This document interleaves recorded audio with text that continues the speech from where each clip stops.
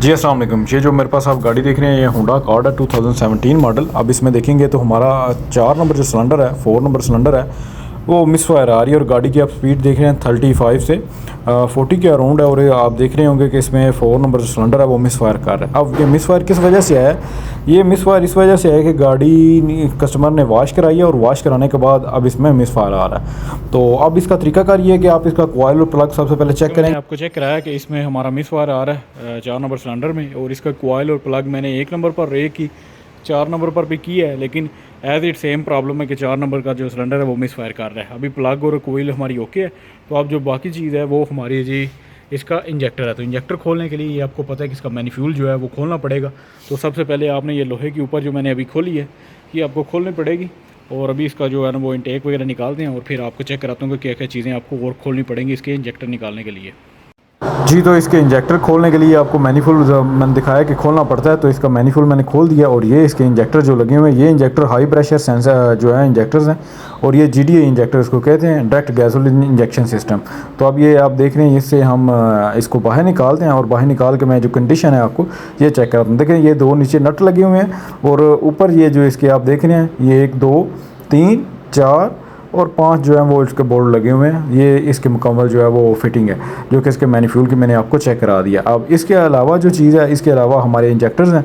तो इंजेक्टर्स के ऊपर भी 2 हमारे 10 के लगे हुए हैं जो मेन इसको पकड़ के रखते हैं हर एक इंजेक्टर को। तो आपने वो भी इसके बोल्ट खोल लेंगे तो आपके ईजीली जो इंजेक्टर हैं वो बाहर आ जाएंगे। लेकिन उसको खोलने के लिए आपको सबसे पहले WD-40 या फिर आप उस पर कोई ऐसी डिल्को वगैरह टाइप जो है ना वो चीज़ इस्तेमाल करेंगे तो तब ये आसानी से आएंगे, क्योंकि बाज़ दफ़ा ये फंसे होते हैं। तो ये जी आप देख रहे हैं ये इनकी कंडीशन है।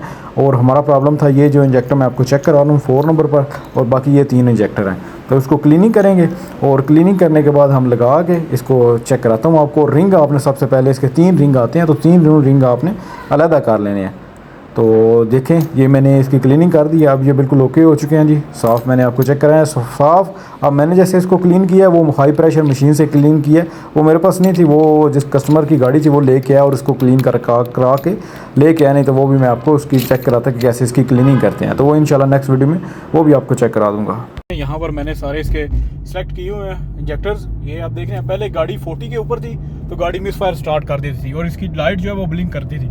तो अभी आप देख रहे हैं इसकी 40 से ऊपर ये 80 के ऊपर जा रही है स्पीड।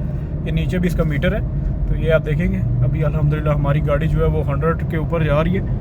और यहाँ पर आप देखेंगे तो कोई मिसफायर नहीं है, बिल्कुल ज़ीरो मिसफायर है और गाड़ी अल्हम्दुलिल्लाह हमारी क्लियर हो गई। जो मिसफायर हमारा आ रहा था सिर्फ और सिर्फ इंजेक्टर क्लीन किए हैं, क्लीन करके हमने लगाए हैं और हमारा जो फॉल्ट आ रहा था वो क्लियर हो गया। और इसमें जो एरर आ रहा था मैंने आपको चेक कराया P0304 था। 4 नंबर जो सिलेंडर था इसका उसका इंजेक्टर जो है वो प्रॉब्लम कर रहा था। कॉइल पहले मैंने रिप्लेस इसकी की थी, इसका स्पार्क प्लग भी मैंने चेंज किया था, लेकिन प्रॉब्लम एज इट सेम थी।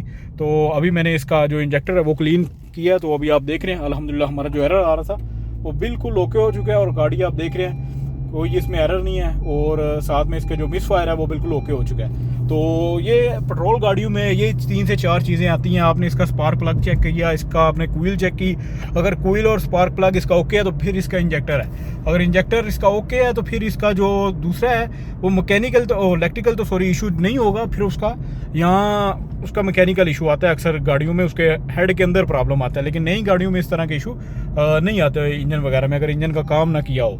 तो ये प्रॉब्लम कैसे आई? ये गाड़ी उसको वॉश किया, वॉश करने के बाद उसमें प्रॉब्लम आई।